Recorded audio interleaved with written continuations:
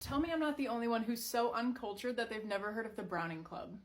So this all started when I was looking into my home's second owners, Mr. and Mrs. Anderson. Mr. Anderson was a banker around the area, and when he came to this town, he ran the First National Bank here. But I was going through the newspapers trying to learn more about them, and I just kept coming up with clippings about Mrs. Anderson and the Browning Club, how she was always having meetings for the Browning Club here at home, which is my home. So I was very interested in what kind of meetings were happening here. What were we doing? And so I got to looking into it, and basically in the late 1800s, a bunch of clubs were formed around the works of Robert Browning. He was one of the most influential poets and playwrights of the Victorian era. And so women started forming clubs so they could get together and read and discuss his works. And I think over time, these clubs kind of shifted from Browning focus to just being regular book clubs. And by the time Mrs. Anderson was involved, I think that's where we were at. We were just having regular book clubs. But at these meetings, I was reading that a lot of times they would have readings and they would have discussions, they would serve tea and they would serve desserts, but sometimes they were themed, which is so cute, and people would dress up and they would give out themed party favors and everything.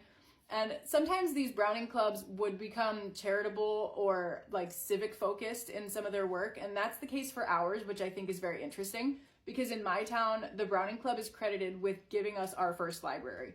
So the ladies of the Browning Club, Mrs. Anderson included, she was president of the club at the time, they pooled together and they put all their books and magazines and newspapers and reading materials together, and they fundraised a little bit of money, and they got the upper room above the post office, which was also in the bank, to be used for the Browning Club library, the first library in town. And that wasn't good enough for them, so the Browning Club went on to write to Andrew Carnegie, and they wanted to see if we could get a Carnegie library in town.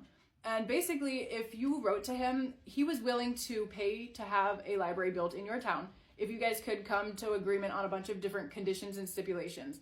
That obviously worked out because we do have a library here in town, and it is a Carnegie library. But before we got our actual Carnegie library building, the Browning Club library, I assume they kind of grew, and they ended up moving out of the post office upstairs, and they moved to the Weiser block upstairs. Albert Weiser was the man who had my house built. He was the first owner. So I think that was kind of a fun little overlap.